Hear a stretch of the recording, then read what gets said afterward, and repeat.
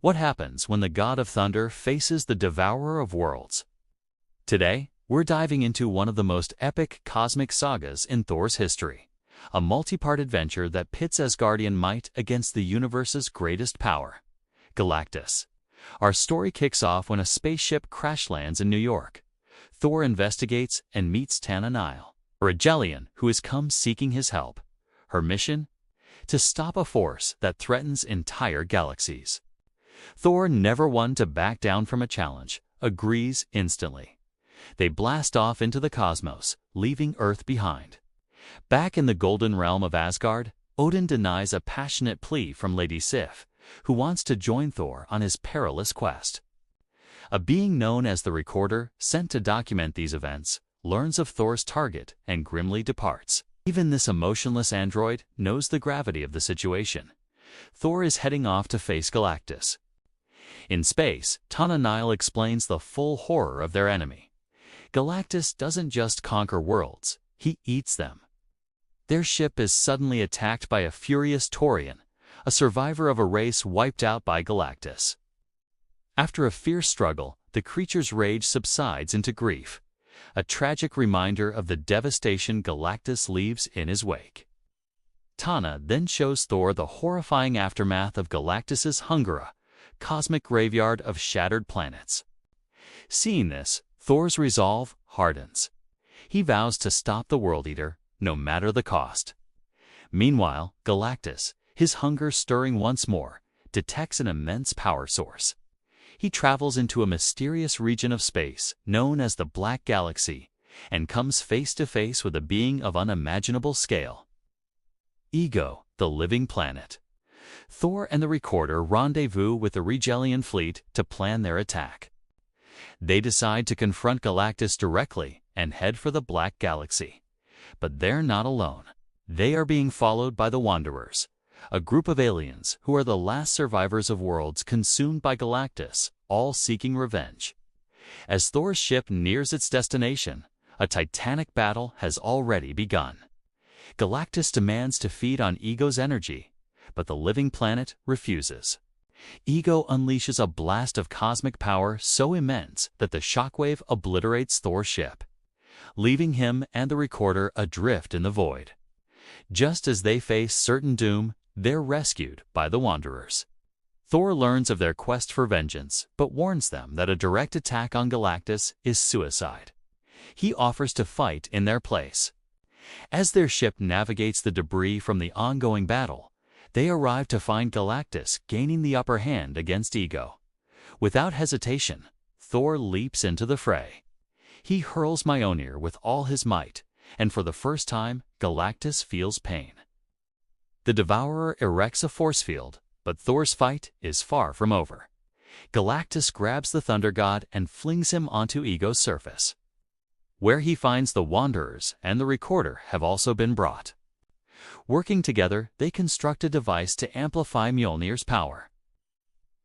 Thor unleashes a focused beam of pure God force, striking Galactus with an agony he has never known. On the brink of destruction, Galactus makes a choice. He flees. The Black Galaxy is safe.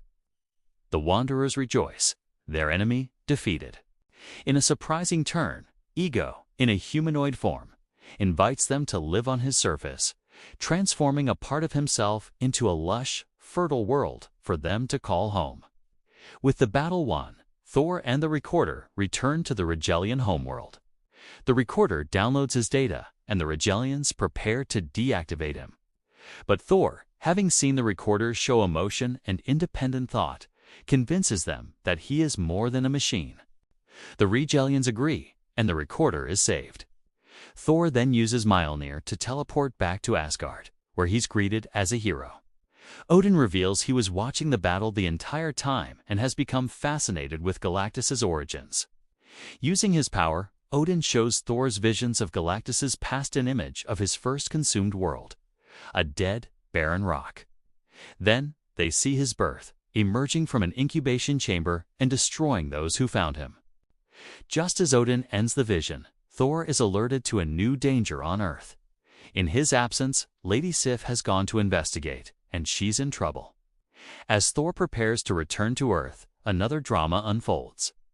Balder the Brave, struggling with his feelings for the Norn queen Karnilla, decides to seek Thor's counsel only to find him gone.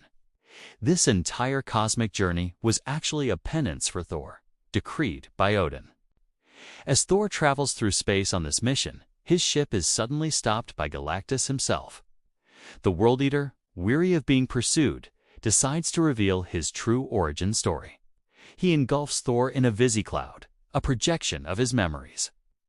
Thor sees an ancient starship crash on a planet, observed by one of the Watchers. The crew is dead from a mysterious plague, except for one being glowing with incredible energy. Galactus explains that this is only part of the story.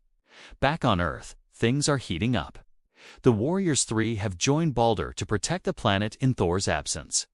They learn from a news report about a new, unstoppable threat, a robot called the Thermal Man, which has been unleashed on New York City. The Asgardian heroes decide they must face this menace. In space, Galactus reveals his full story. He was once a mortal named Galan from the utopian world of TA, but a cosmic sickness, the creeping plague, was wiping out their civilization.